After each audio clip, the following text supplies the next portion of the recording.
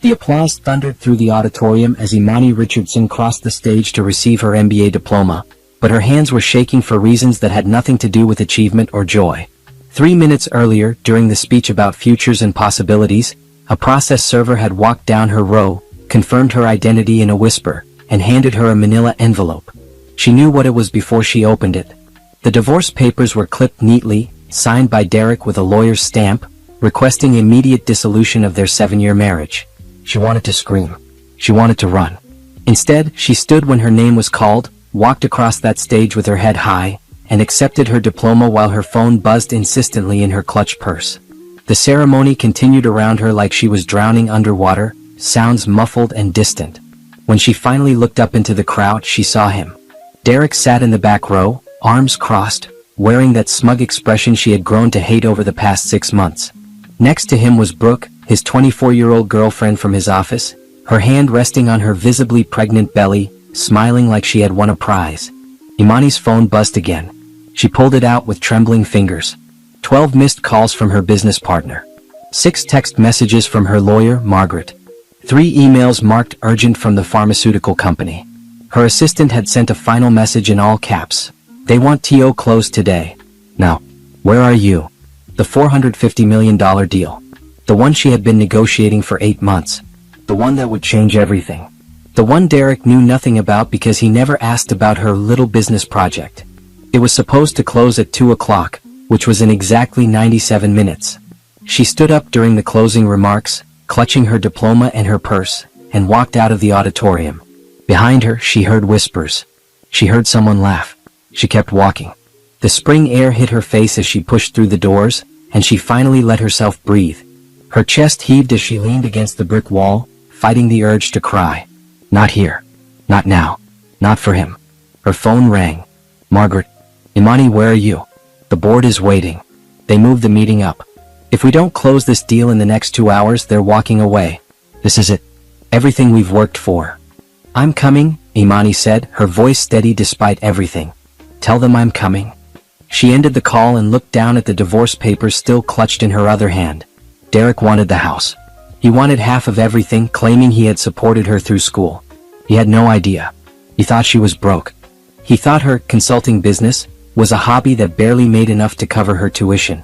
He had no idea she had built an empire while he was too busy sleeping with his secretary to notice. Imani walked to her car, a modest sedan she had kept deliberately understated. She tossed the diploma in the back seat and the divorce papers in the passenger seat. Her hands were still shaking as she started the engine, but her mind was clear now. Crystal clear. She had a choice to make. She could fall apart or she could close the biggest deal of her life and show Derek exactly what he was losing. She chose the deal.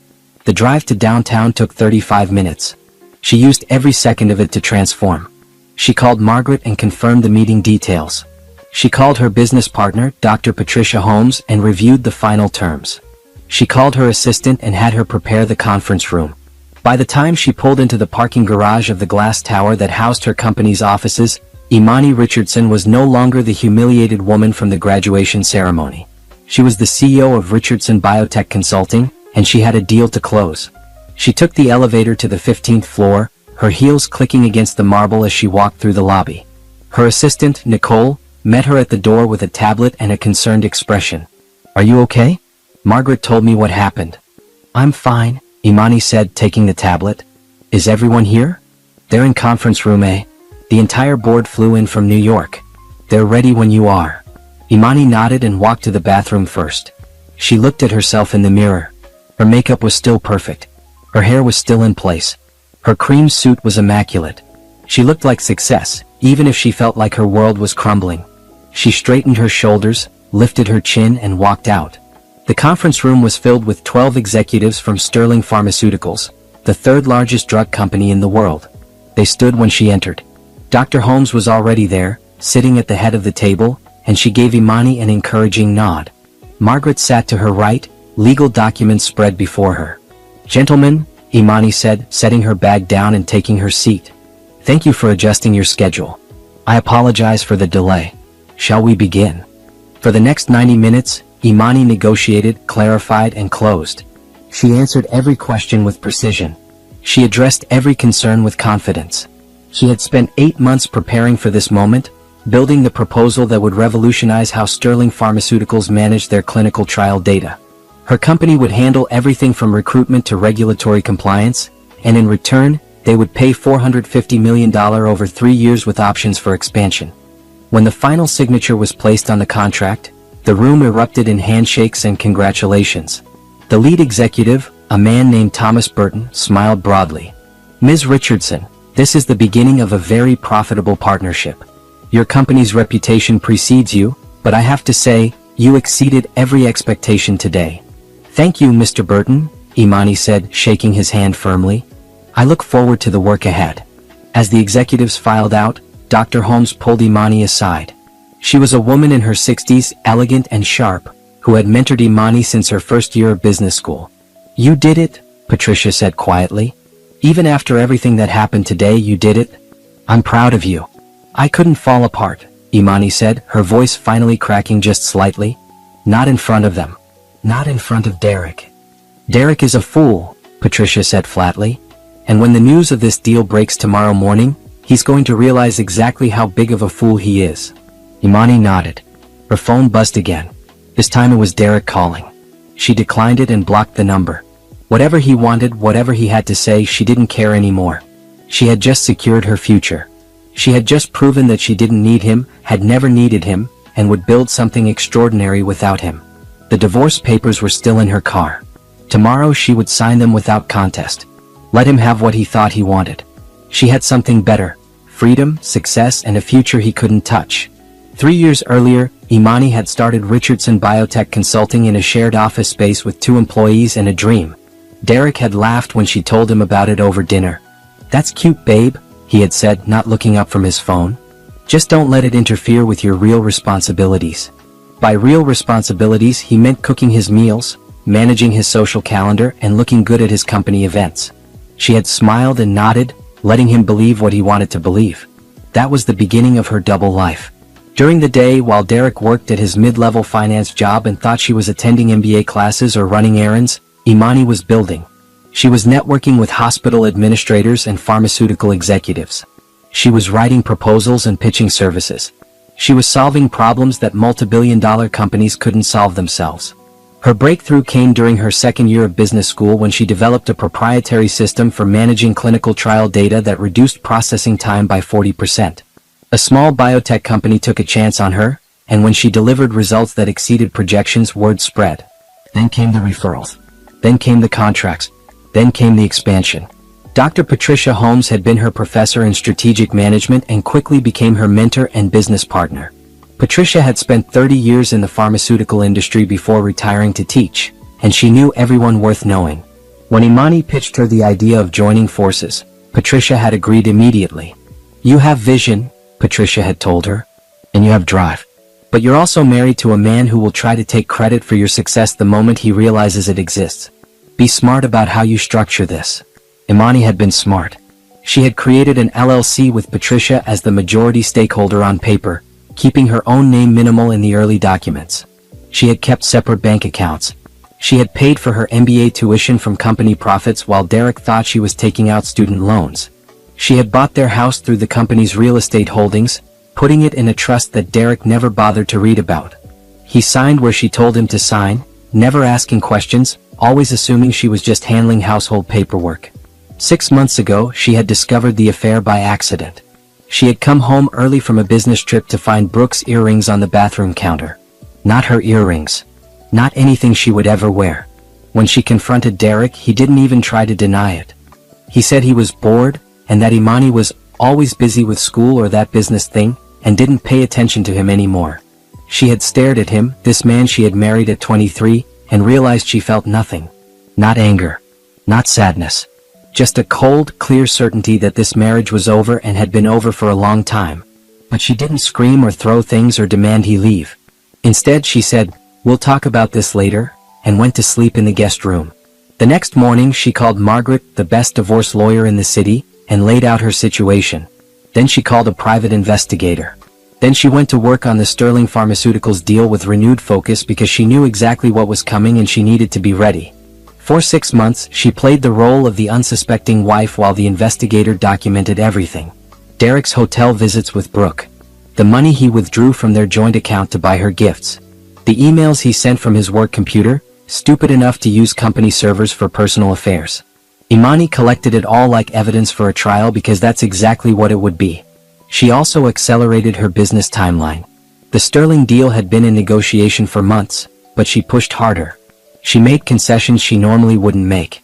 She agreed to shorter timelines and tighter margins because she needed this deal closed before Derek realized what was happening. She needed the money secured, the contracts signed, the papers filed with the state showing Richardson Biotech Consulting as a legitimate, thriving company worth millions. Her graduation was supposed to be the finish line. She would get her MBA, close the deal, and then divorce Derek on her terms, with her money protected and her future secured. But Derek had moved faster than she expected. He must have sensed something changing because he had filed first, probably thinking he could claim half of whatever little business she had before she got too successful. He had no idea he was already too late. As Imani sat in her office the evening after closing the Sterling deal, looking out over the city lights, she reviewed the timeline in her mind. Tomorrow morning the news would break. Business journals would report the deal. Her company's valuation would triple overnight. Derek would see his name nowhere in the success story because he had contributed nothing to it. Nicole knocked on her door. "Ms. Richardson? There's a call for you on line 3. He says he's your husband." "Ex-husband," Imani corrected. "And I'm not taking his calls. Block that number too." Nicole nodded and left. Imani turned back to the window. Her phone buzzed with a text from Patricia. "Champagne tomorrow to celebrate properly. You've earned this, my dear. Every single bit of it." Imani smiled. She had earned it. Through sleepless nights and endless negotiations. Through balancing school and building a company while pretending to be the dutiful wife to a man who never saw her clearly. Through staying calm when she wanted to scream, strategic when she wanted to react, patient when she wanted to burn everything down. The divorce papers sat on her desk, still unsigned. She picked them up and read through them again. Derek wanted the house, which was funny because he didn't own it. He wanted half of their assets, which was funnier because most of their assets were actually her assets held in structures he didn't understand. He wanted alimony, which was hilarious because his income had always been higher than what he thought hers was. Tomorrow, Margaret would respond to his filing with a counterproposal that would shatter his illusions completely. They would present the evidence of his affair. They would show the money he had stolen from their joint account. They would demonstrate that the house, the car, the investments he thought were joint property were actually owned by Imani's company. They would offer him exactly nothing except a quick, quiet divorce if he didn't contest. Imani signed the papers on her end, her signature firm and clear. Then she placed them in an envelope for Margaret to file. She was done playing games. She was done pretending. She was done being underestimated. Derek had thrown away 7 years of marriage for a pregnant girlfriend who would leave him the moment his money ran out. Imani had spent those same 7 years building something that would last decades. She knew who had made the better investment. She turned off the lights in her office and headed home to the guest house she had been renting for the past month, the one Derek didn't know about because he never asked where she was sleeping these days. Tomorrow would bring new challenges, but tonight she would rest knowing that she had won the battle before Derek even realized there was a war. The morning after closing the Sterling deal, Imani woke at 5:30 to her phone exploding with notifications. The news had broken faster than expected. Bloomberg had run the story first. Richardson Biotech Consulting secures $450 million contract with Sterling Pharmaceuticals. Forbes followed with an analysis piece. The Wall Street Journal mentioned it in their business briefing. By 6 o'clock, her LinkedIn profile had 500 new connection requests. She lay in bed scrolling through the coverage, watching her professional life transform in real time. Every article mentioned her name. Every piece highlighted her innovative approach to clinical trial management. Several noted that she had just completed her MBA while running a multimillion-dollar company. Not one mentioned Derek. Her phone rang. It was Margaret. "Have you seen the news?" her lawyer asked. "I'm reading it now." "Good. Then you should know Derek called my office 17 times yesterday evening and showed up at the reception this morning demanding to see me. I had security remove him." Imani sat up. "What does he want?" "To stop the divorce. He claims it was filed in error, that you two need to work things out, that he's willing to go to counseling. It's pathetic, honestly." "Tell him no." "I already did. I also informed him that we'll be filing our response today, and that if he contests anything, we'll make the evidence of his affair public record." That shut him up quickly. "And Brooke?" Margaret laughed. According to my sources, she's been calling him non-stop since the news broke, asking why he told her you were broke and struggling. Apparently, she's re-evaluating some life choices. Imani felt a grim satisfaction. File the response. I want this done. She ended the call and got ready for work. Today was going to be intense. She had meetings scheduled with Sterling's transition team, calls with potential new clients who had seen the news, and a company-wide celebration Patricia had insisted on organizing. She dressed in a navy suit, pulled her hair into a sleek bun, and drove to the office. The moment she walked through the doors, her staff erupted in applause. 23 employees, the team she had built from nothing, cheering and celebrating. Nicole had decorated the lobby with balloons and a banner that read, "We did it." Someone had brought pastries. The junior analysts were already popping bottles of sparkling cider. Speech, someone called out. Imani laughed and held up her hands. I'm not good at speeches without preparation, but I'll try. 3 years ago, this company was just an idea. Today, we're partners with one of the largest pharmaceutical companies in the world. But this success isn't mine alone. It belongs to every person in this room who took a chance on something new, who worked late nights and early mornings, who believed we could compete with firms 10 times our size. You proved them wrong. We proved them wrong. And this is just the beginning.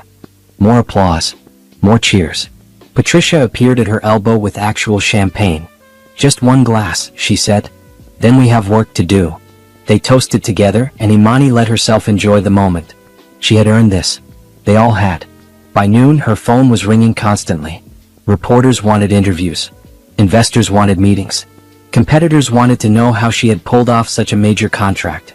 She delegated most of it to her communications team, but she agreed to one interview with a business podcast that had been following her company for the past year. The host, a woman named Rachel, got straight to the point. Imani, this deal seems to have come out of nowhere for most people. How long have you been working on it? 8 months of direct negotiation, but we've been building toward this for 3 years. Sterling needed a partner who could innovate quickly and deliver results reliably. We proved we could do both. You've mentioned in past interviews that you were completing your MBA while running the company. That must have been challenging. It was worth it. The education gave me frameworks to think bigger and tools to execute better. I wouldn't have this success without that foundation. And what's next for Richardson Biotech Consulting? Imani paused. She had been thinking about this question all morning. We're going to keep solving problems that other people think are impossible. We're going to expand our services, hire more talent, and prove that innovation doesn't have to come from legacy firms. We're going to change how this industry works. After the interview, she returned to her office to find Derek waiting outside her building. Security had stopped him at the door, but he was visible through the glass, pacing and agitated. She called down to the front desk. Ms. Richardson, the security guard said. There's a man here claiming to be your husband.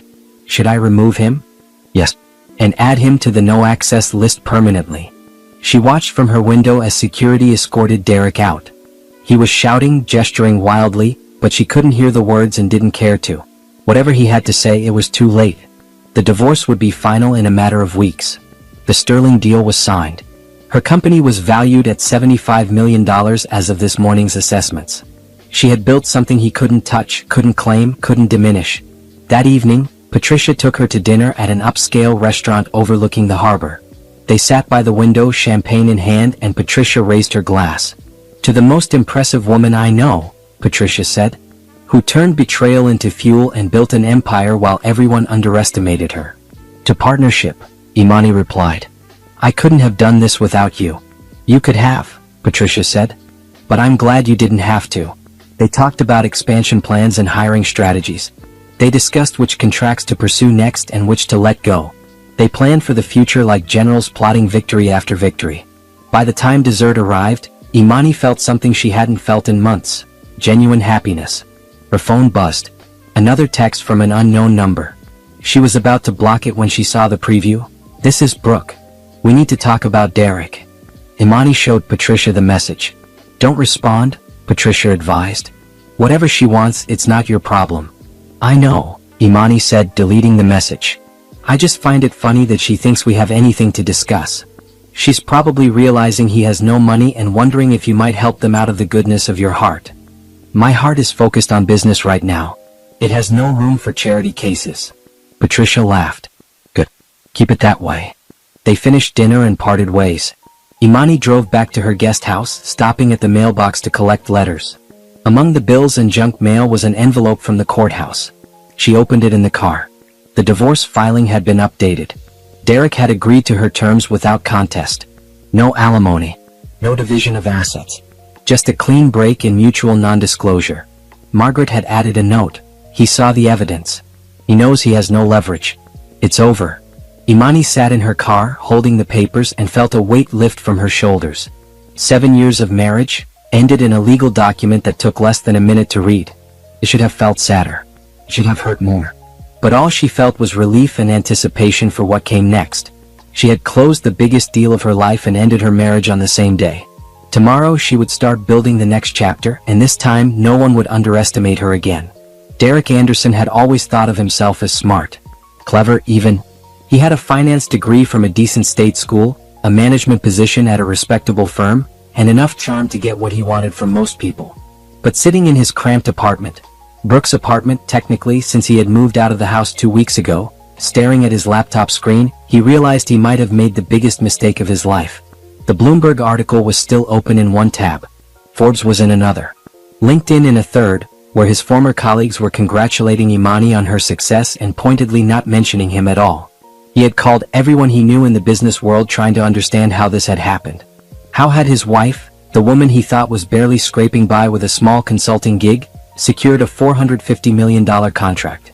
Are you even listening to me? Brooke's voice cut through his thoughts. He looked up.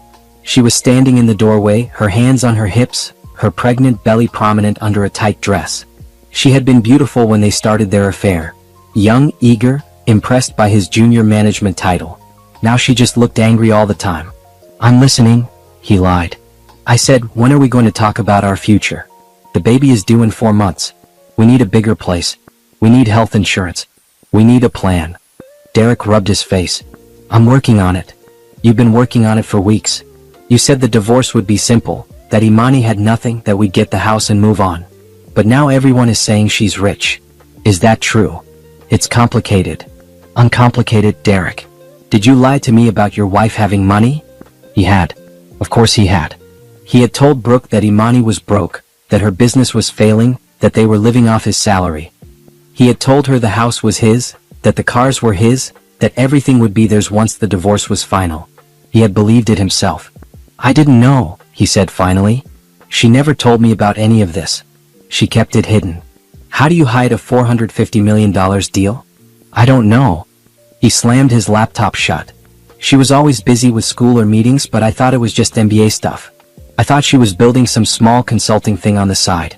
I had no idea it was this big. Brooke crossed her arms. So what does that mean for us?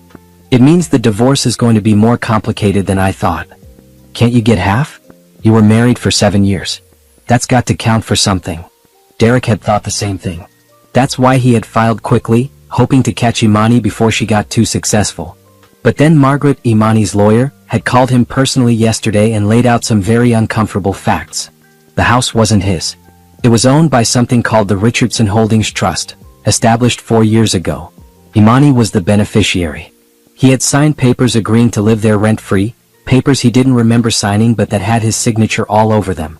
The cars weren't his, leased through the same trust. The investments he thought were joint accounts were actually Imani's individual accounts that he had been allowed to see statements for but had no legal claim to. And then there was the other issue. The private investigator had documented everything. The hotels. The gifts he had bought Brooke with money from the joint checking account, the only account he actually had access to. The emails. Margaret had made it very clear. If he contested the divorce or asked for anything, all of that evidence would become public record. His company would find out. His parents would find out. His professional reputation would be destroyed. Derek. Brooke's voice was sharper now. What does it mean for us? It means I get nothing, he said quietly. What? She structured everything so I have no legal claim to any of it. And if I fight her on it, she'll make the affair public. My company has a morality clause in management contracts. I could lose my job. Brooke stared at him. You told me you were getting the house. I thought I was. You told me we'd be comfortable. I thought we would be. You told me she was broke. I thought she was. Derek stood up, his frustration boiling over. How was I supposed to know she was building a company worth millions while pretending to be a struggling MBA student? She lied to me. Or you just never paid attention, Brooke shot back. Did you ever ask about her business? Did you ever go to her office? Did you ever show any interest in what she was doing? He hadn't. He knew he hadn't. Imani had mentioned meetings and clients and proposals, but he had tuned it out. It was easier to think of her business as a hobby, something she did to feel important while he was the real breadwinner. Except now it turned out she had been the breadwinner all along, and he had been too blind to notice. His phone rang. It was his mother. He declined the call. She had already left 3 voicemails asking about the news, and whether it was true that Imani was some kind of business mogul now. His parents had always loved Imani. His mother had cried when he told her about the divorce, asking what he had done to drive away such a wonderful woman. When she found out about Brooke and the pregnancy, she had stopped speaking to him entirely. So what now? Brooke asked. Now I sign the divorce papers and move on. That's it? You're just giving up? What choice do I have? If I fight, I lose my job. If I fight, everyone finds out about us. The affair, the money I spent on you, all of it. My career would be over. Brooke was quiet for a long moment. How much do you make a year? 85,000. Why? That's it. Derek felt something cold settle in his stomach. What do you mean, that's it? I mean, you told me you made 6 figures. You told me you were on track to make partner. You told me we'd have a good life. 85,000 is good money. Your wife just closed a deal worth $450 million, Derek. 85,000 is nothing. She's not my wife anymore. Exactly. Brooke picked up her purse from the counter. I need to think about things. Think about what? About whether this is what I want. You're not who I thought you were. The house isn't yours. The money isn't yours. Even your marriage was apparently a lie because you didn't even know what your own wife was doing. I need space. She walked out, slamming the door behind her. Derek stood in the empty apartment, the silence crushing. He pulled out his phone and scrolled through his contacts, looking for someone to call, someone who might understand or help or just listen. But most of his friends had been their friends, couples they hung out with, and they had all sided with Imani after the divorce announcement. His work colleagues were distant, probably already gossiping about his failed marriage and his affair. His family wasn't speaking to him. He opened his email and typed a message to Imani. We need to talk. Please. I made a mistake. Can we meet? He stared at it for 5 minutes before deleting it unsent. She wouldn't respond. Why would she? He had humiliated her at her graduation. He had cheated on her for months. He had filed for divorce thinking he could take half of what she built. And she had let him believe his own lies right up until the moment his world fell apart. Derek closed his laptop and looked around Brooke's apartment. Small. Cramped. Furniture from discount stores. This was his life now. This was what he had chosen when he threw away his marriage for someone younger and the illusion of excitement. His phone buzzed with a news alert. Another article about Imani and Richardson Biotech Consulting. Another piece celebrating her success. Another reminder that while he was falling apart, she was rising higher than he ever imagined possible. He had thought he was the smart one. The successful one. The one who deserved more than a wife who was always working. But he had been wrong about everything. And now he was alone with nothing to show for 7 years except regret and the growing realization that he had destroyed the best thing in his life for absolutely nothing. Margaret Chen's office was located in a steel and glass building downtown, the kind of place that screamed expensive legal expertise. Imani sat across from her lawyer, watching as Margaret organized documents into neat stacks on the polished conference table.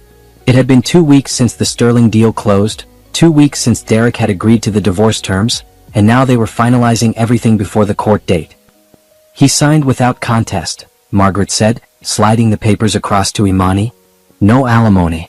No asset division. Clean break. You just need to review and initial here, here, and here. Imani scanned the documents. Everything was as they had discussed. The house remained in the Richardson Holdings Trust. The cars, the investments, the business assets, all untouched. Derek walked away with his personal belongings, his car, and his pride in tatters. What about the evidence? Imani asked. The affair documentation? Sealed with the agreement. As long as he doesn't violate the non-disclosure clause or contest the divorce, it stays private. If he breaks either condition, we can release it. And Brooke? Margaret's expression hardened.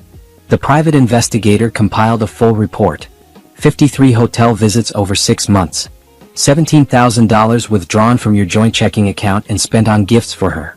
Email evidence showing Derek using company resources to conduct the affair. Text messages discussing their plans to get pregnant to force your hand. It's comprehensive. Imani felt nothing as she listened. Not anger, not pain, just a clinical detachment. These were facts, evidence, proof of betrayal. But they belonged to a version of her life that was over now. I want copies of everything, she said. For what purpose? Insurance. In case he decides to tell a different story later. Margaret nodded and made a note. Smart. I'll have everything sent to you in a secure file. She paused. There's one more thing you should know. Derek's employer conducted an internal investigation after rumors of the affair started circulating. They found evidence he was using company time and resources for personal matters, including the affair. He's been demoted. Demoted. From junior management back to analyst level. 30% pay cut.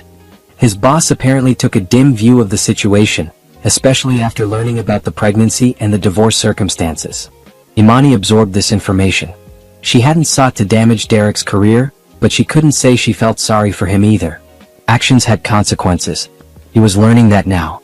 And Brooke? Imani asked again. Margaret smiled slightly. According to my sources, she ended the relationship 3 days ago. Moved back in with her parents. Apparently, the reality of Derek's actual financial situation didn't match what he had told her. She thought he had money. She thought he was about to have a lot of money from the divorce settlement. When she realized he was getting nothing and had been demoted, she left. Some people are very practical about their romantic choices. Imani signed the last of the documents and pushed them back across the table. When is the court date? 2 weeks. It's a formality at this point. The judge will review the agreement, confirm both parties' consent, and grant the divorce. You don't even have to be there if you don't want to be. I can represent you. I'll be there, Imani said. I want to see it finished. After leaving Margaret's office, Imani drove to the Richardson Biotech Consulting headquarters.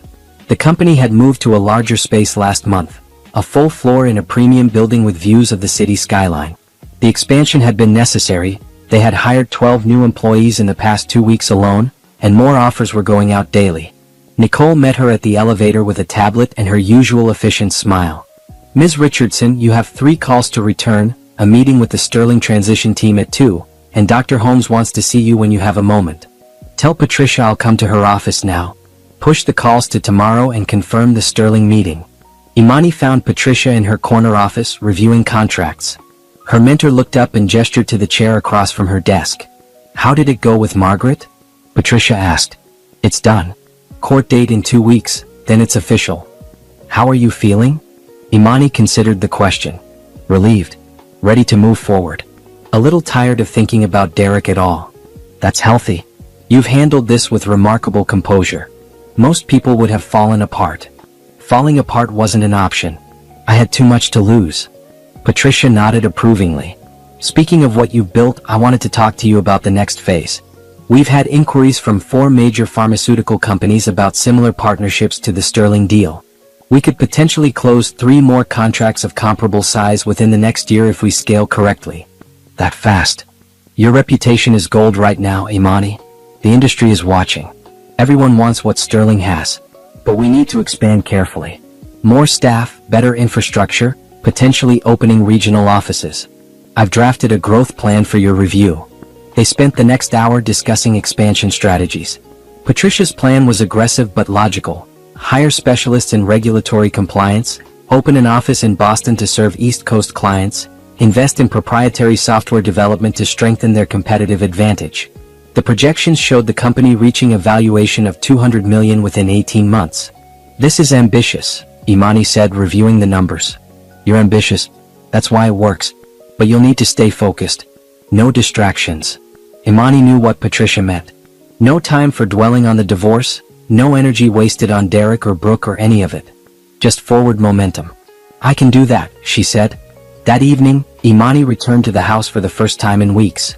Derek had moved out completely, taking his clothes and personal items and leaving everything else. She walked through the rooms, seeing them with fresh eyes. This had been their home, but it had never really felt like theirs. It had always been hers, purchased with her money, furnished with her choices, maintained through her effort while Derek just existed in it. She found a bottle of wine in the kitchen, poured a glass, and sat on the back patio watching the sunset. Her phone buzzed with messages, congratulations from business contacts, meeting requests, interview inquiries. She ignored them all for the moment and just sat with her thoughts. 7 years of marriage reduced to legal documents and evidence files. 7 years of trying to make it work, of believing Derek would eventually see her, appreciate her, support her. 7 years of being wrong. But those same 7 years had also taught her resilience. They had taught her to trust herself, to build something that couldn't be taken away, to protect what mattered. In a strange way, Derek's betrayal had freed her. If he hadn't cheated, she might have stayed in the marriage out of obligation or comfort. She might have continued pretending everything was fine while her potential withered. Instead, she had built an empire. She had proven her worth not just to him but to herself. She had transformed pain into power and betrayal into fuel for success. Her phone rang. It was a number she didn't recognize. She almost declined it, then decided to answer. Hello? Imani? It's Derek's mother, Susan. Imani sat up straighter. She hadn't spoken to Susan since before the divorce filing. Hi, Susan. I wanted to call and apologize. For my son. For everything he did to you. I raised him better than this, and I'm ashamed of his behavior. You don't need to apologize for him. Maybe not, but I want you to know I think he's a fool. I saw the news about your company. I'm so proud of you. You always were too good for him. Imani felt unexpected emotion tighten her throat. Thank you. I also wanted you to know that his father and I have cut him off financially. We told him he needs to face the consequences of his choices. That girl he got pregnant left him, did you know? I heard. Good. She was using him just like he used you. Except you actually loved him and he threw it away. I hope you find someone who deserves you, Imani. You deserve the world. After they ended the call, Imani sat in the gathering darkness and let herself cry. Not for Derek, not for the marriage, but for the version of herself who had tried so hard to make it work. That woman was gone now, replaced by someone stronger, wiser, and infinitely more capable. The evidence files sat in her email, proof of betrayal and lies. But she didn't need them anymore. The truth was already clear. She had won not by fighting dirty but by building. Something so successful that Derek's actions became irrelevant. His cheating, his attempts to take what wasn't his whole petty scheme. None of it mattered because she was already so far beyond him that he couldn't touch her even if he tried. Imani finished her wine, locked up the house, and drove back to her guest house. In 2 weeks, the divorce would be final. In 2 weeks, she would be free to focus entirely on the future. And that future looked brighter than anything she had imagined when she was sitting in that graduation ceremony, divorce papers in hand, wondering if she had the strength to keep going. She had been strong enough. She had always been strong enough. And now everyone knew it. 6 months after the divorce was finalized, Imani stood on a stage in New York City accepting the Businesswoman of the Year award from the National Women in Business Association. The ballroom was filled with 500 industry leaders, investors, and media representatives. Her company had just closed its second major contract, this time with Apex Therapeutics for $680 million over 4 years. Richardson Biotech Consulting now employed 72 people across 3 offices and had a valuation of $300 million. When I started this company 3 years ago, Imani said into the microphone, I had 2 employees, 1 client, and a lot of people who thought I was crazy to try competing with established firms. Today, we're proof that innovation, dedication, and strategic thinking can disrupt even the most traditional industries. But this award isn't just mine. It belongs to every person who took a chance on Richardson Biotech, every employee who believed in our vision, and every client who trusted us to deliver results. Thank you.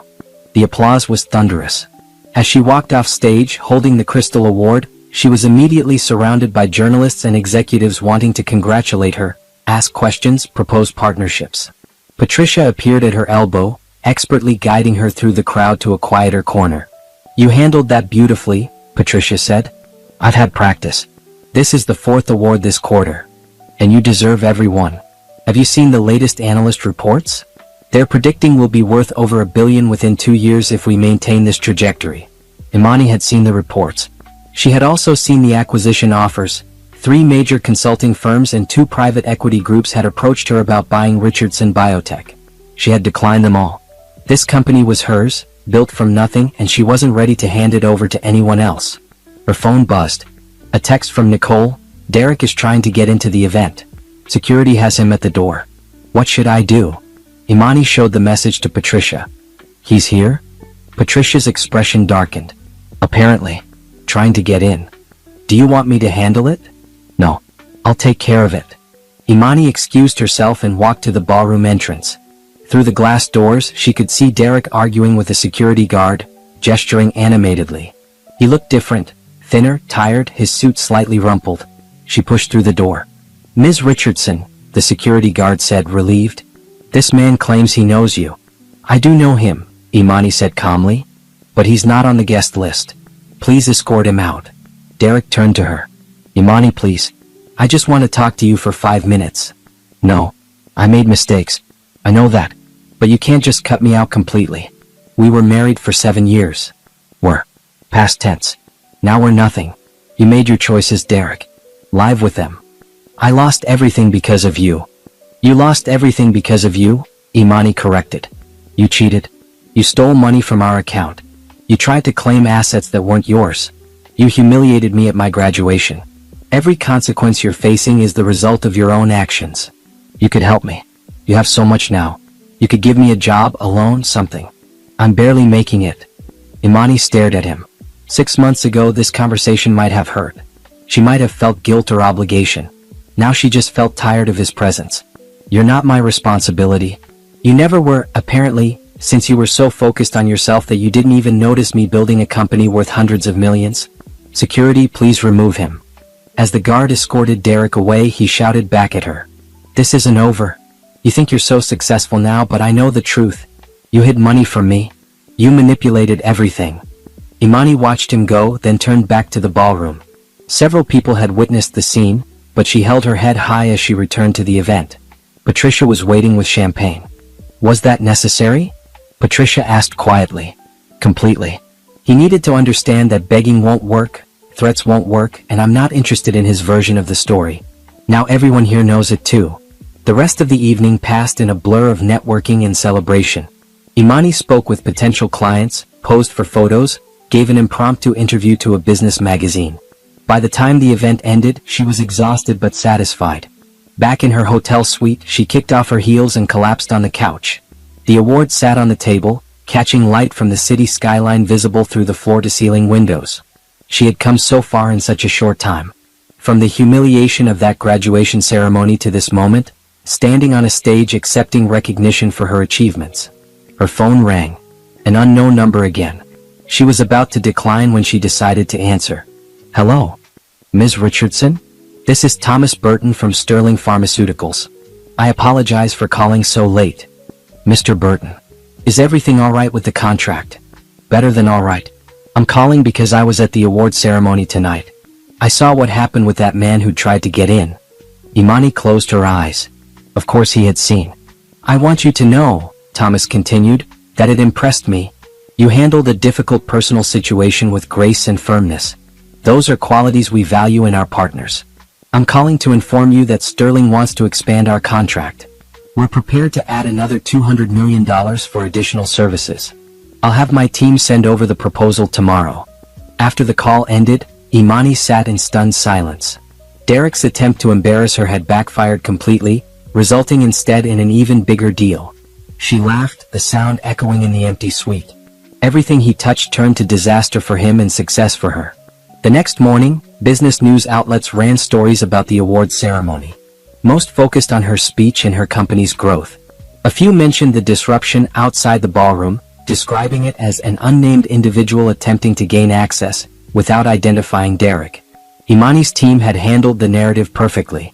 By the time she returned to her office the following week, the Sterling expansion was signed and 3 new client inquiries had come in. Her calendar was booked solid for the next 2 months with meetings, conferences, and speaking engagements. The company was hiring at record pace, and Patricia had started planning for an international expansion into European markets. Imani reviewed the growth metrics with her executive team.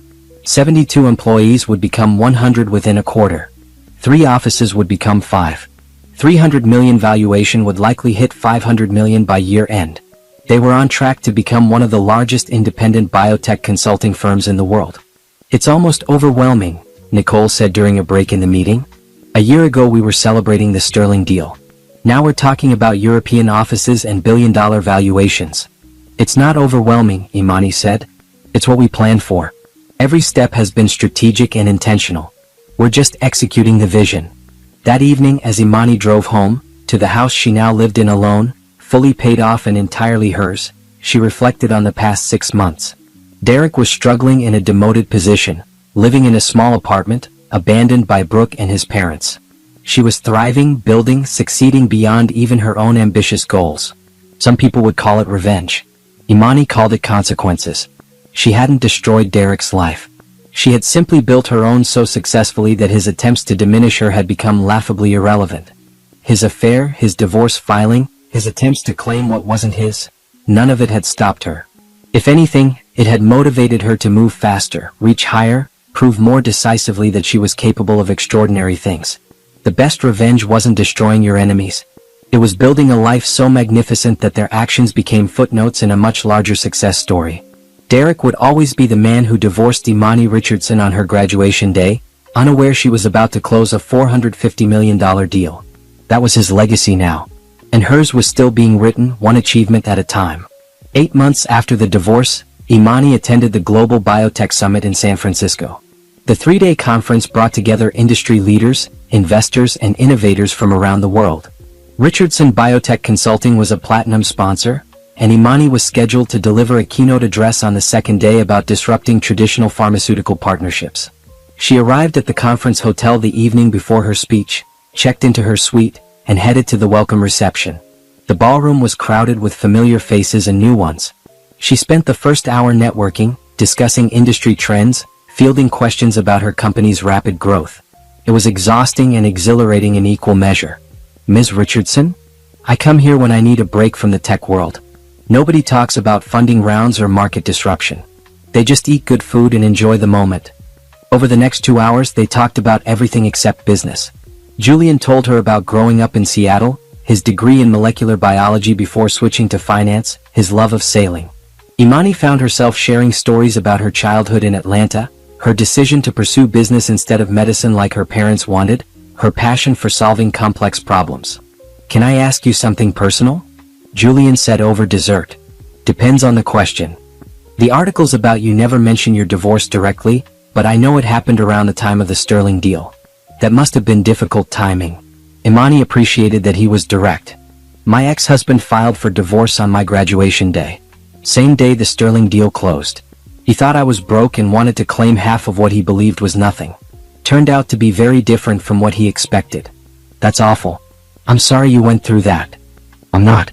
It freed me to focus completely on building something that mattered. If he hadn't shown his true character, I might have stayed in that marriage for years out of obligation. Still, it takes strength to handle that kind of betrayal and still close the biggest deal of your career on the same day. I didn't have a choice. The deal was too important to let personal drama derail it. Julian looked at her thoughtfully. You know what I find most impressive about you? It's not the deals or the valuation or the awards, though those are remarkable. It's that you turned a devastating situation into fuel for extraordinary success. Most people would have fallen apart. You built an empire instead. I had good mentors and a clear vision. That helped. You also had yourself. Don't minimize that. They talked until the restaurant was preparing to close. Julian walked her back to her hotel, and they stood in the lobby for a moment. I'd like to see you again, he said. When you're back in the city or when I'm wherever you are. No pressure, but I enjoyed tonight. I enjoyed it too, Imani admitted. I'm usually so focused on work that I forget there's anything else. Work is important, but so is connection. Balance. He kissed her cheek gently and left.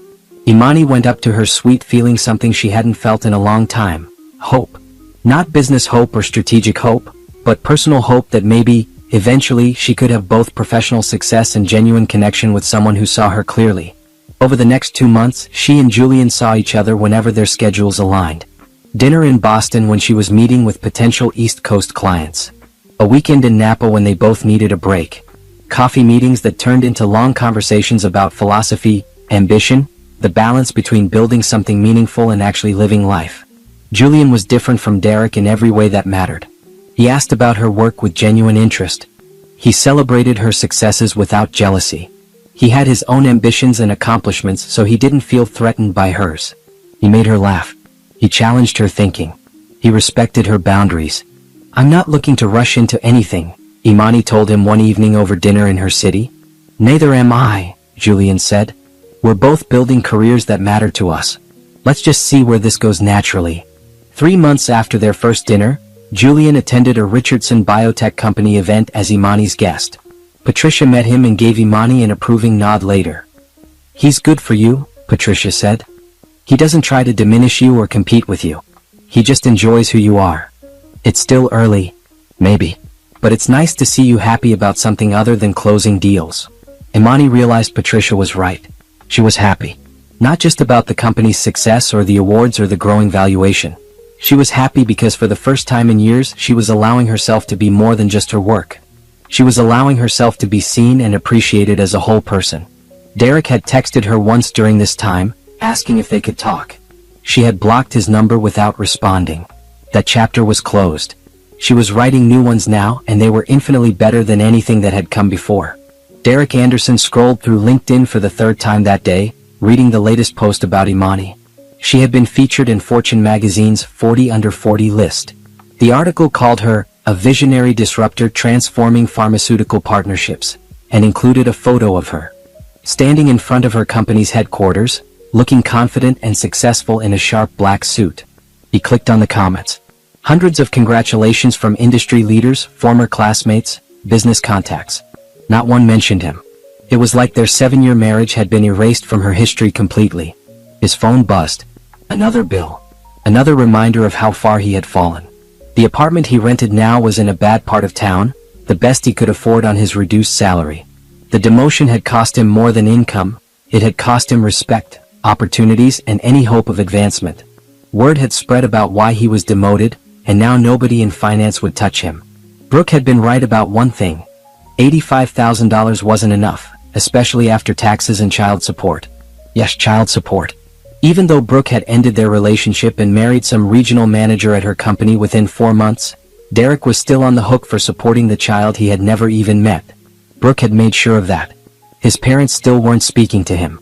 His mother had sent one email after the divorce was finalized. "You threw away the best thing that ever happened to you for nothing. Don't contact us until you've figured out how to be a decent human being." He had tried reaching out to former colleagues, hoping to network his way into a better position. Most ignored his messages.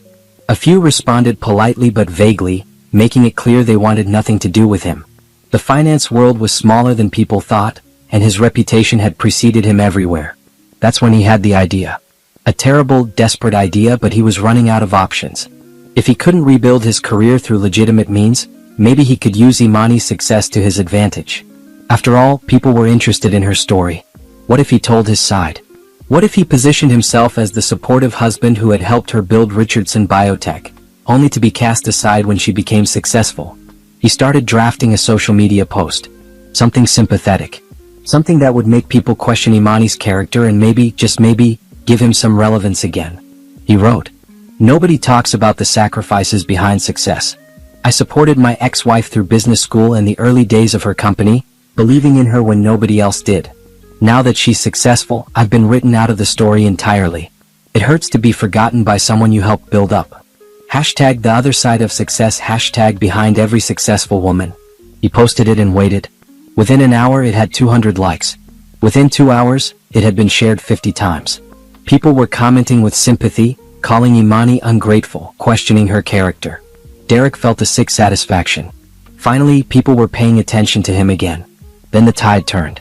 A business journalist named Sarah Chen had been following Imani's story and had done her research. She quote-tweeted Derek's post with receipts. Interesting claim from Derek Anderson. Public records show, 1. Richardson Biotech was founded 3 years before his divorce filing. 2. He was never an employee or investor. 3. Court documents show he attempted to claim assets he didn't own. 4. He was demoted from his job due to ethics violations. This isn't being written out of a story. This is facing consequences for his own actions. The tweet went viral. Within hours, other journalists piled on, sharing details about the divorce that Derek had hoped would stay buried. Someone found and shared the graduation day divorce papers story. Another found evidence of the affair with Brooke. A former colleague anonymously confirmed the demotion was due to using company resources for personal matters. Derek's phone exploded with notifications, but now they were all negative. People were calling him out for trying to take credit for Imani's success. They were pointing out his manipulative attempt to rewrite history. They were sharing articles about the actual timeline of Richardson Biotech's founding, showing he had nothing to do with it. Then Imani's team responded. Not Imani herself. She clearly wasn't going to dignify his post with a personal response, but her communications director released a brief statement to the business press.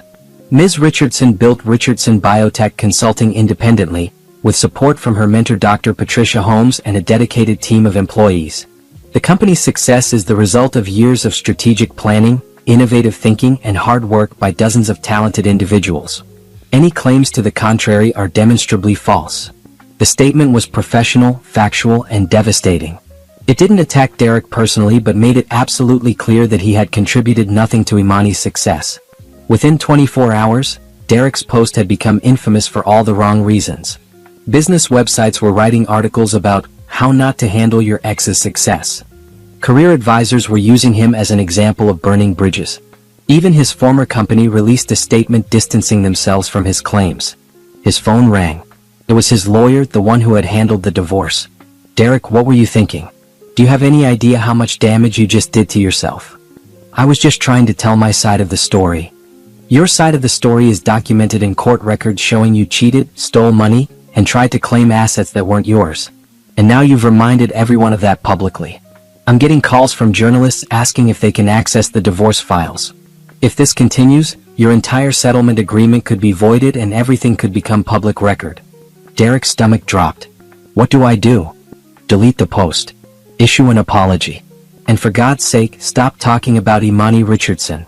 Derek deleted the post with shaking hands, but the damage was done. Screenshots had already circulated.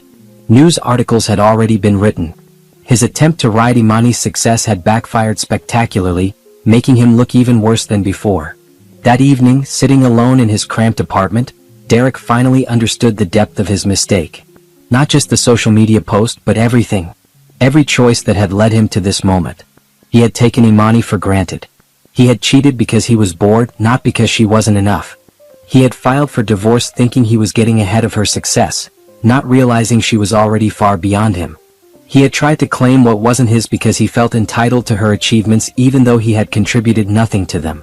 And now he was alone, broke, and publicly humiliated while she was building a billion-dollar empire and dating a successful venture capitalist who actually deserved her. His phone buzzed. Another bill. Another reminder. Another consequence of his own terrible choices. Derek looked at the photo of Imani from the Fortune article still open on his laptop. She looked happy, confident, and completely unbothered by his existence. He had once been married to this remarkable woman, and he had thrown it all away for nothing. The worst part wasn't the money or the career damage or even the public humiliation. The worst part was knowing that he had destroyed the best thing in his life through his own selfishness and stupidity, and there was absolutely nothing he could do to fix it. Imani Richardson had won completely, not by destroying him but by being so successful that his attempts to matter became pathetic footnotes in a much larger story. And he would spend the rest of his life watching her rise higher while he remained exactly where he was. Alone, bitter, and entirely responsible for his own misery. 1 year after the divorce, Imani stood backstage at her alma mater's business school, preparing to deliver the commencement keynote address. The same ceremony where Derek had served her divorce papers was now inviting her back as the featured speaker. The irony wasn't lost on her. 5 minutes, Ms. Richardson, the event coordinator said. Imani nodded and checked her reflection one last time. Navy suit, confident posture, calm expression. She looked like success because she was success. Richardson Biotech Consulting had officially been valued at $1.2 billion last quarter. They now employed 147 people across 5 offices in 3 countries. The company had closed deals worth over $2 billion in total contract value. She was 32 years old and running one of the fastest growing consulting firms in the healthcare industry. The coordinator led her to the stage entrance. Through the curtain, she could see the auditorium filled with graduating students, their families, faculty members. Somewhere in the back, uninvited but present according to security reports, was Derek. He had apparently bought a ticket through a secondary market, hoping to, what? She didn't know and didn't care. The dean introduced her with glowing remarks about her achievements, her innovation, her leadership. Then Imani walked out onto the stage to thunderous applause. She stood at the podium and looked out at the crowd. All these young faces, full of hope and ambition and uncertainty about their futures. She had been one of them just a year ago, sitting in those seats holding her diploma and divorce papers simultaneously. "Thank you, Dean Morrison," Imani began. "It's an honor to be here, especially considering the last time I sat where you're sitting now was eventful." A ripple of knowing laughter went through the crowd. The story had become somewhat famous in business school circles. "I'm not going to pretend that day wasn't devastating," Imani continued. "I worked hard for my MBA while building a company, and I thought graduation would be a celebration of everything I had accomplished. Instead, it became one of the worst days of my life. But it also became a turning point because I had a choice in that moment. I could fall apart, or I could prove to myself and everyone else what I was capable of achieving." She paused, letting the words settle. "I chose achievement. I walked out of this auditorium, drove to my office, and closed a $450 million deal. That choice changed everything. Not because of the money or the success, but because I proved to myself that I could handle the worst day of my life and still show up for the best opportunity of my life." The audience was silent, listening intently. "Here's what I learned from that experience and the year that followed. Your success isn't defined by what happens to you. It's defined by how you respond to what happens to you. People will underestimate you. People will betray you. People will try to claim credit for your work or diminish your achievements. But none of that matters if you stay focused on building something meaningful." Imani looked directly at the section where security had indicated Derek was sitting. She couldn't see him specifically in the crowd, but she knew he was there. Some of you might be going through difficult situations right now. Relationship problems, financial stress, self-doubt about whether you're good enough to compete in your chosen field. I want you to know that those challenges don't define your future unless you let them. Use them as fuel. Use them as motivation. Use them to prove to yourself what you're capable of achieving when you refuse to give up. She spent the next 20 minutes sharing practical advice about building careers, negotiating partnerships, managing growth, staying ethical in competitive industries. She talked about the importance of mentorship, citing Patricia's guidance. She discussed failure, recounting early rejections and setbacks that had taught her valuable lessons. She emphasized strategic thinking over reactive decision-making. In closing, Imani said, "I want to leave you with this. The best response to people who doubt you isn't anger or revenge. It's building something so remarkable that their opinions become irrelevant. Success isn't about proving other people wrong. It's about proving yourself right. Go build something that matters. Do it with integrity. And never, ever let anyone convince you that you're not capable of extraordinary things." The standing ovation lasted 3 minutes. Students were crying, cheering, taking photos. Imani soaked it in, this moment of pure vindication. 1 year ago, she had walked out of this very building humiliated and heartbroken. Now she was standing on this stage as a symbol of resilience and achievement. After the ceremony, Imani attended the reception where she was immediately surrounded by students, faculty, and alumni wanting to congratulate her, ask questions, or simply tell her how much her speech meant to them. She spent 2 hours networking, offering advice, encouraging the next generation of business leaders. She noticed Derek standing near the exit, watching her. He looked older, tired, diminished. Their eyes met briefly across the room. He started to walk toward her, but security intercepted him, gently but firmly escorting him away. She had given specific instructions. He was allowed to attend the public ceremony, but not to approach her at any private events. Patricia appeared with champagne. "That speech was perfect. You gave them hope without sugarcoating the reality of what it takes to succeed. I just told the truth. About the struggles and the victories." "And Derek?" Security removed him. "I didn't even have to acknowledge his presence." "Good. You've moved so far beyond him that even letting him speak to you would be giving him more attention than he deserves." Later that evening, Imani returned to her office to find her team had decorated the conference room with congratulations banners. Nicole had organized a small celebration with the senior staff. To Imani, Nicole toasted, "Who showed all of us what's possible when you refuse to let circumstances define your future." They celebrated the speech, the company's growth, the upcoming expansion into Asian markets. Imani felt surrounded by people who genuinely appreciated her, who had worked alongside her to build something meaningful, who understood that success was a team effort even if she was the face of it. Her phone buzzed. A text from Julian: "Watched the live stream of your speech. You were brilliant. Proud of you. Dinner tomorrow to celebrate?" She replied, "Yes. Looking forward to it." They had been together for 6 months now, taking things slowly, building a relationship based on mutual respect and genuine connection. He supported her ambitions without trying to compete with them. He had his own successful career and understood the demands of building something significant. He made her laugh and challenged her thinking and never once tried to diminish her achievements. As Imani drove home that night, she reflected on the past year. She had gone from devastated and divorced to successful and thriving. She had built a billion-dollar company, earned industry recognition, inspired the next generation of business leaders, and found a partner who actually deserved her. Derek had tried to take credit for her success and been publicly humiliated.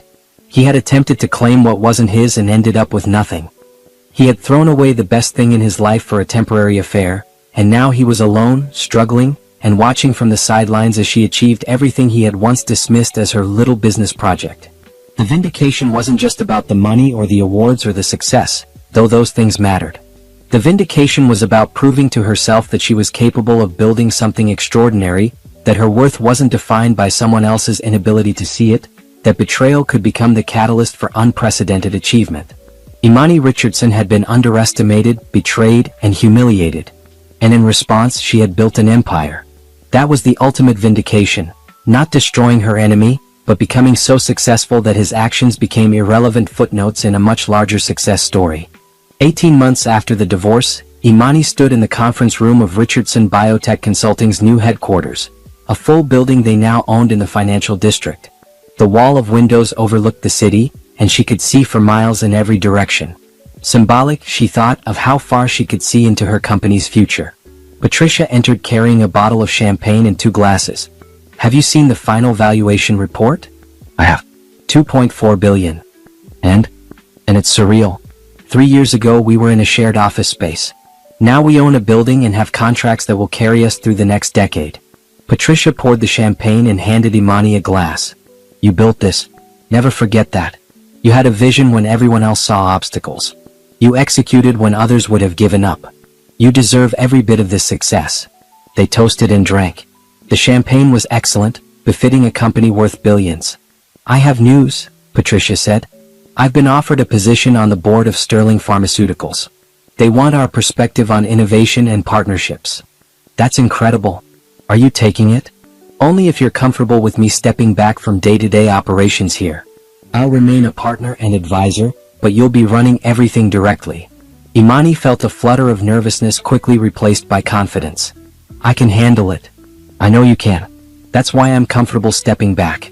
This company is in the best possible hands." Later that afternoon, Imani had a meeting with her executive team about the latest expansion plans. They were opening offices in Tokyo and Singapore, had acquired a smaller consulting firm in Boston, and were developing proprietary software that would revolutionize how clinical trials were managed globally. The growth was aggressive but manageable, strategic but ambitious. Nicole interrupted the meeting with an apologetic expression. "Ms. Richardson, there's a call for you. It's marked urgent from Julian Mercer." Imani excused herself and took the call in her private office. "Julian? Is everything okay?" "Everything's perfect. Where are you right now?" "In my office." "Why?" "Look out your window. North side, street level." Imani walked to the window and looked down. Julian stood on the sidewalk looking up at her building, holding his phone. Even from this distance, she could see he was smiling. "What are you doing?" she asked, laughing. "Being spontaneous. Come downstairs. I have something to ask you." "Julian, I'm in the middle of a meeting. This can't wait. Please?" Intrigued, Imani told her team to take a break and headed downstairs. She found Julian waiting in the lobby, and he immediately took her hand and led her outside to a quiet courtyard beside her building. "What's going on?" she asked. Julian took both her hands in his. "I've been thinking about timing and moments and how life works. We've known each other for almost a year.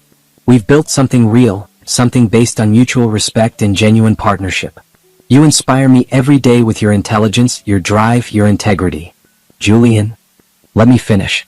I know you're busy building an empire. I know you have goals that will take years to achieve. But I also know that I want to be part of that journey, and I want you to be part of mine. Not as someone who competes with you or tries to claim credit for your success, but as an equal partner who celebrates your achievements and supports your ambitions while pursuing his own." He pulled a small box from his pocket and opened it. Inside was a simple but elegant diamond ring. "Imani Richardson, will you marry me?" Not because you need me or because I can offer you anything you haven't already achieved yourself, but because we're better together than we are apart. Imani stared at the ring, then at Julian, then back at the ring. A year ago, she was freshly divorced and convinced she would never trust anyone again. 6 months ago, she was cautiously dating, testing whether connection was possible alongside ambition. Now she was standing in front of a man who saw her clearly, appreciated her fully, and wanted to build a life with her as an equal partner. "Yes," she said. "Yes, I'll marry you." Julian slipped the ring on her finger and kissed her as her employees watched from the building windows above, cheering and applauding. That evening, they celebrated with Patricia, Nicole, and a small group of close friends at an intimate restaurant. Everyone toasted the engagement, and Patricia pulled Imani aside during dessert. "This is what you deserve," Patricia said quietly. "Someone who sees your worth and doesn't feel threatened by it. Someone who wants to build with you, not take from you." "It feels right," Imani said. "Completely different from before." "Because it is different." Derek wanted a wife who made him look good. Julian wants a partner who challenges him to be better. That's the difference between someone who drags you down and someone who lifts you up. Over the next few weeks, news of the engagement spread through business circles. Congratulations poured in from clients, colleagues, and industry leaders. The business press covered it briefly, focusing mostly on the professional accomplishments of both Imani and Julian rather than making it a romantic story. Derek predictably saw the news. He sent one text, "I hope you're happy." Imani blocked the number without responding. She was happy, but not in a way he could possibly understand. She was happy because she had built a life of meaning, purpose, and genuine connection. She was happy because she had proven to herself that she was capable of extraordinary things. She was happy because she had transformed the worst day of her life into the beginning of her greatest achievements. 3 months later, Imani and Julian were married in a small ceremony in Napa Valley, surrounded by close friends and family. Patricia was her matron of honor. The ceremony was elegant and intimate, nothing like the large traditional wedding she had with Derek. This one was about partnership, about two people who had built successful lives independently choosing to build something together. During her vows, Imani spoke directly to Julian. "You see me as I am and celebrate who I'm becoming. You support my ambitions without trying to claim them as your own. You challenge me to think bigger while respecting the work I've already done. You're my partner in the truest sense, and I'm grateful every day that I found you when I was finally ready to be found." The reception was joyful and celebratory. No business talk, no networking, just people who cared about them celebrating their happiness. Imani danced with Patricia, with Julian's mother, with Nicole, who had become more than an assistant, a friend. As the sun set over the vineyard, Imani stood with Julian looking out over the valley. "What are you thinking about?" Julian asked. "How different my life is from 2 years ago. How much has changed?" "Regrets? None. Every difficult moment led me here. To this company, to this life, to you. I wouldn't change any of it. Not even the graduation day divorce papers?" Imani laughed. "Especially not that. That was the day I proved to myself what I was capable of. That was the day I chose my future over my past." 6 months after the wedding, Richardson Biotech Consulting announced its largest contract yet. A 10-year, $3.2 billion partnership with a consortium of pharmaceutical companies to revolutionize global clinical trial management. The deal made headlines worldwide and cemented the company's position as the industry leader in innovative healthcare consulting. Imani was featured on the cover of Forbes with the headline, "The $3 Billion Woman: How Imani Mercer Built a Healthcare Empire."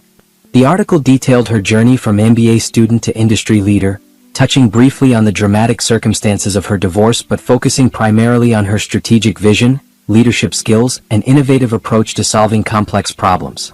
Derek saw the magazine at a newsstand.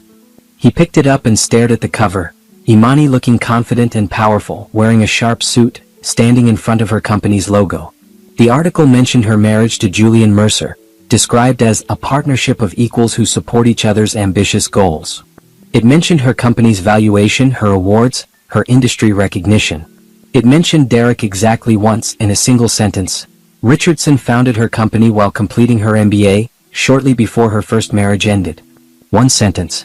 That was his entire legacy in her success story. Not a villain, not an obstacle, just a footnote so brief it could be missed entirely. He put the magazine back and walked away, finally understanding that he had lost completely.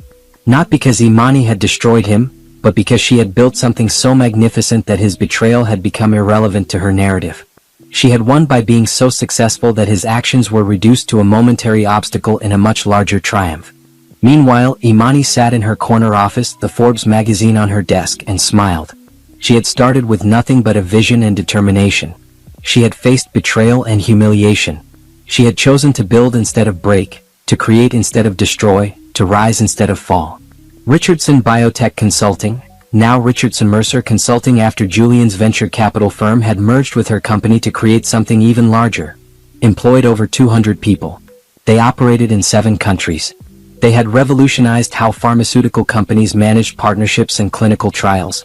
They had a valuation that made them one of the most successful consulting firms in healthcare history. But more than the money or the recognition, Imani had built a life worth living.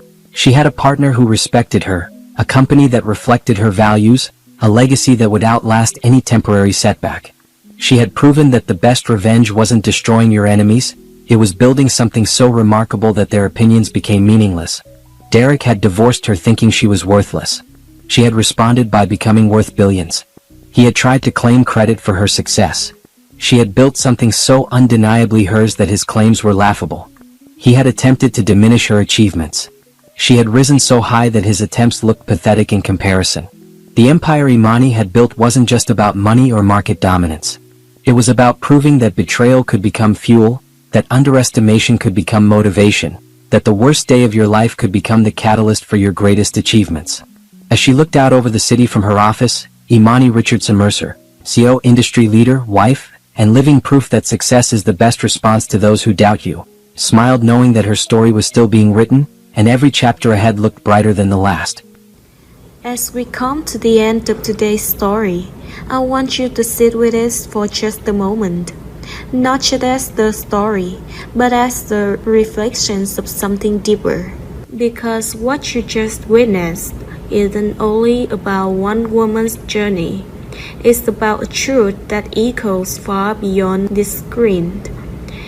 It's about resilience that refuses to break, even when the world demands silence. It's about strength that isn't always loud, but always present, steady, unshaken, and undeniable. That even in the face of injustice, betrayal, poverty, or pain, there is something within these women that cannot be erased. A fire, a voice, a power that rises, no matter how many times it's pushed down. And maybe as you watch this story unfold, you saw more than just a character. Maybe you saw pieces of real life. Maybe you saw struggle that felt familiar. Maybe you saw courage that reminded you of someone or even yourself. Because these stories, while fictional, are rooted in something very real. They are inspired by lived experiences, by untold stories, by voices that deserve to be heard louder and clearer than ever before. Black women have always carried strength in ways the world often overlooks. They've turned pain into purpose. They've turned silence into resistance. They've turned survival into something powerful, something transformative. And that's why this story exists. Not just to entertain, but to honor. Not just to tell, but to remind. Not just to show struggle, but to celebrate the rise. Every scar you see in these stories represents something survived. Every tear represents something endured. And every victory, no matter how small, represents something deeply, profoundly powerful. So if today's story moved you, if it made you feel something, if it stayed with you even after the screen fades to black, then it has done exactly what it was meant to do. And I want to invite you to be part of this journey, because there are so many more stories to tell, so many voices to amplify, so many moments of truth, pain, courage, and triumph that deserves to be seen and heard. If you believe in stories that carry meaning, if you believe in strength that rises against odds, if you believe in truth, in resilience and in the unstoppable spirit of Black women, then this is your space too. Stay with us, listen, feel, and most importantly, never forget the power of a woman who refuses